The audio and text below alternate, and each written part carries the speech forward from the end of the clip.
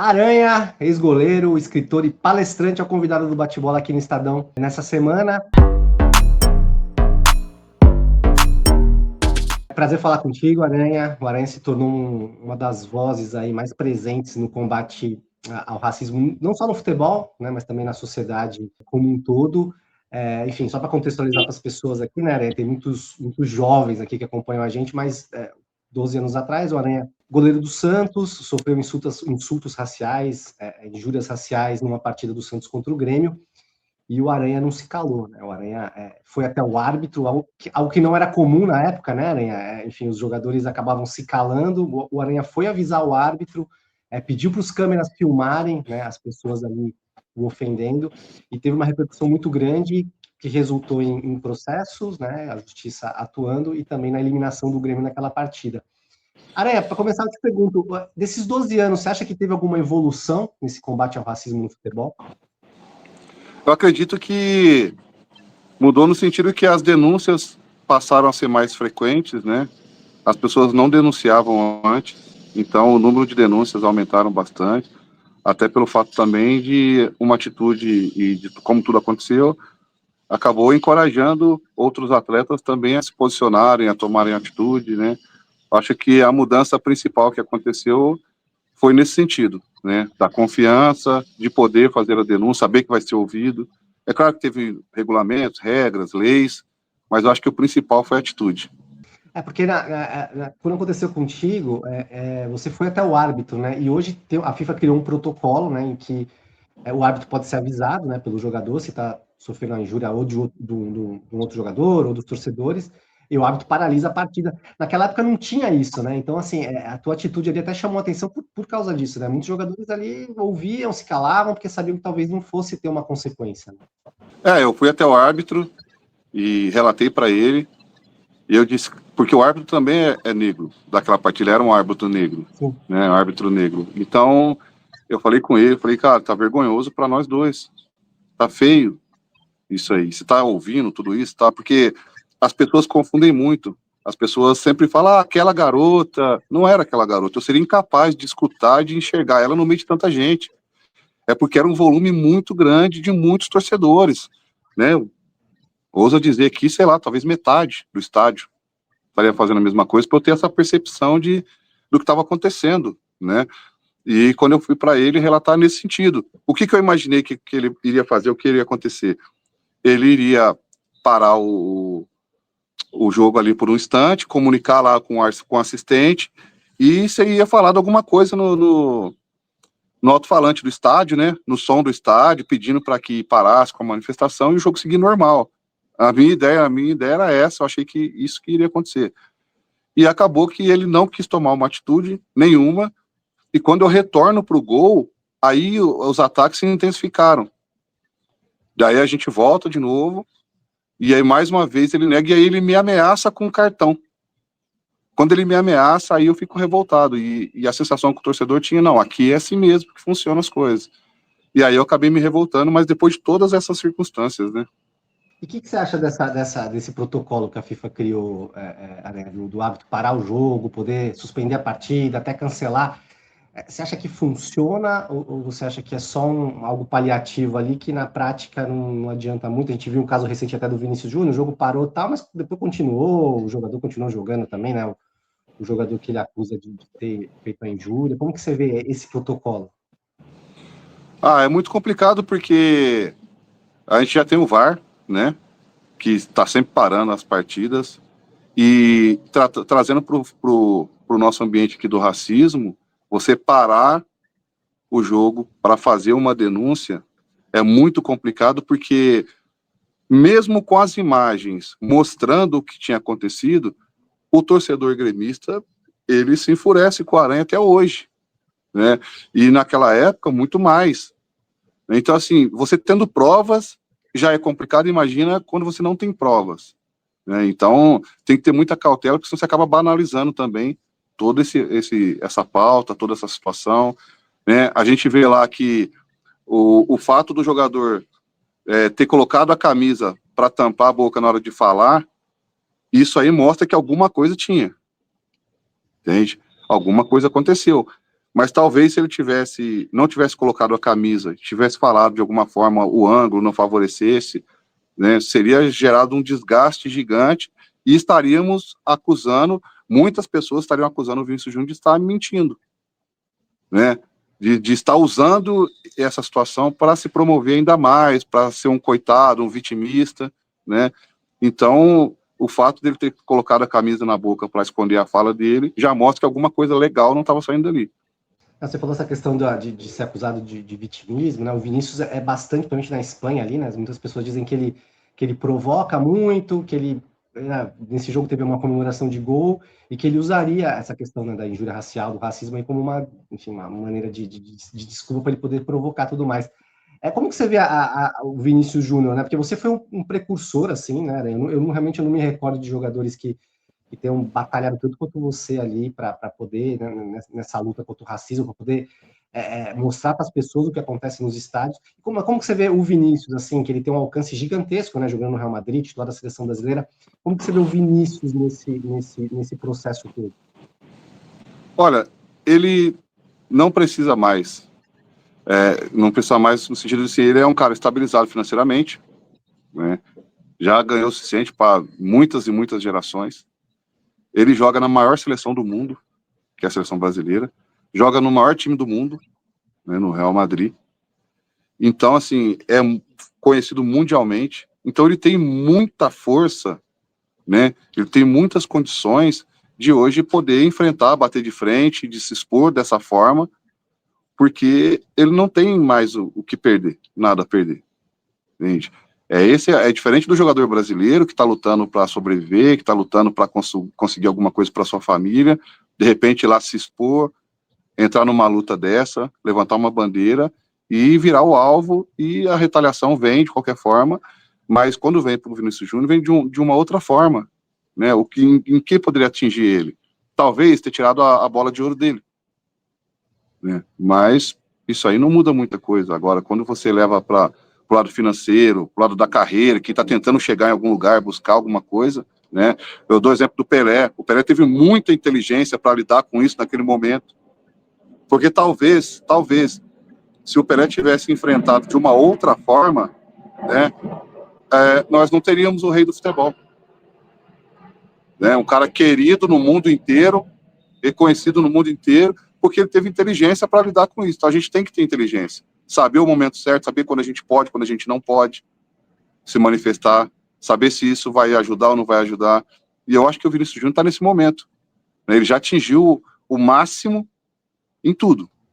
Não chegou no maior clube, já é um cara consolidado na seleção brasileira, né? Muitas convocações e tudo mais, participações, né? Financeiramente está tudo tranquilo, então não tem por que ter medo de levantar uma bandeira dessa, de tomar a frente. É claro que ele vai receber muitas críticas, porque aquelas pessoas que estão acostumadas a odiar, acostumadas a atacar, elas vão se manifestar contra, elas vão se sentir indignadas, elas vão ficar com raiva do Vinícius Júnior, porque aquilo que ela estava acostumada a fazer antes já não pode fazer com naturalidade mais.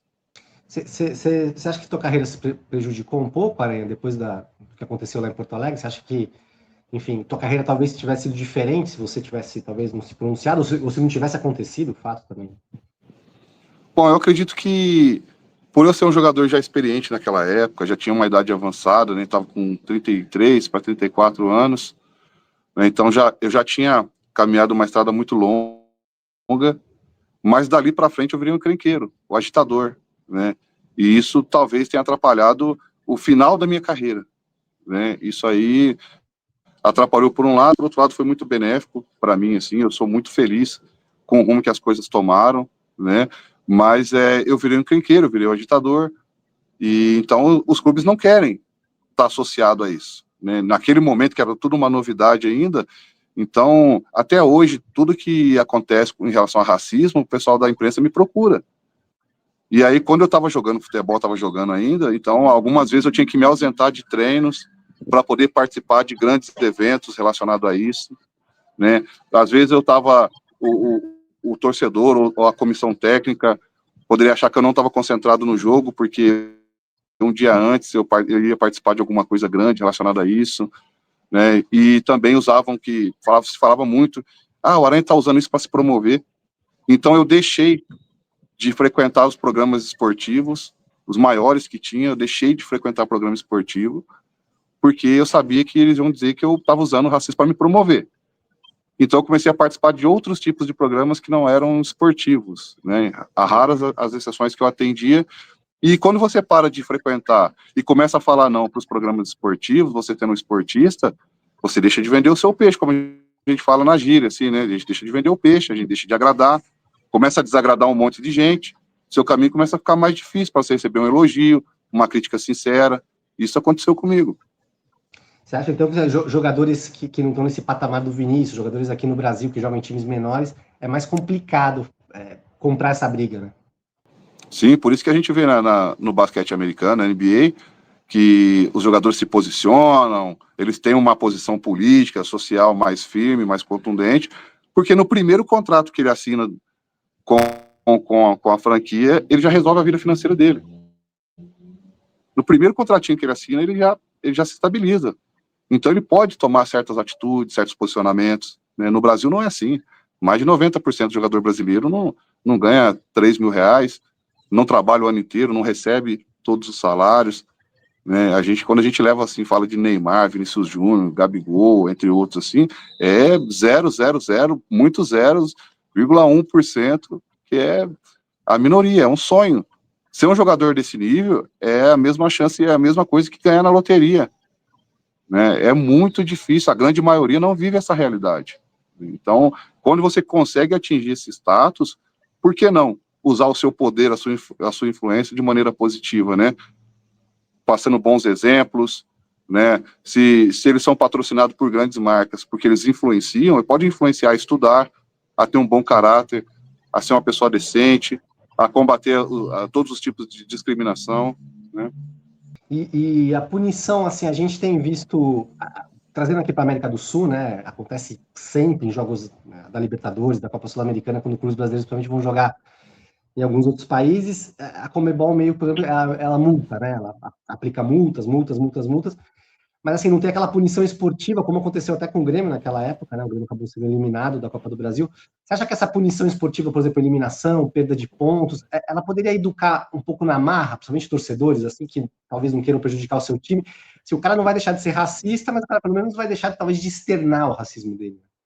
Com certeza, com certeza. As punições são necessárias, porque na boa-fé nada mudou. Na boa-fé a gente não vai ter mudanças, porque sempre vão existir pessoas ruins e pessoas boas, né? Eu acredito que tem que vir, sim, punições mais pesadas e mais severas, se a gente quer viver um ambiente saudável dentro dos estádios, né?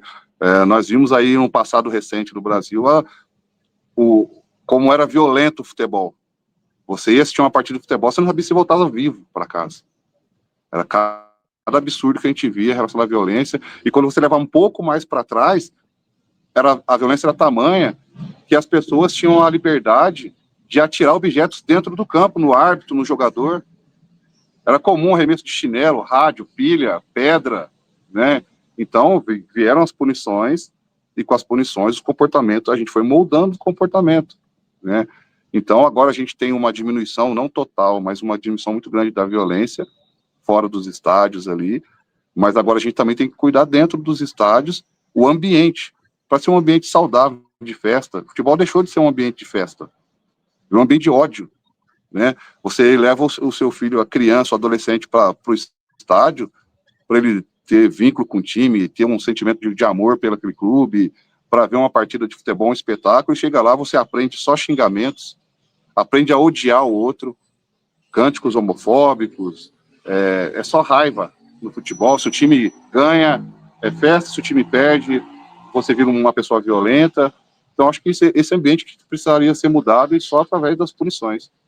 E você acha que a CBF, Conmebol, deveriam ter, talvez, medidas diferentes do que as atuais? Como que você vê, puxando aqui para o nosso lado, a CBF, como você vê a atuação da CBF, assim, nesse sentido?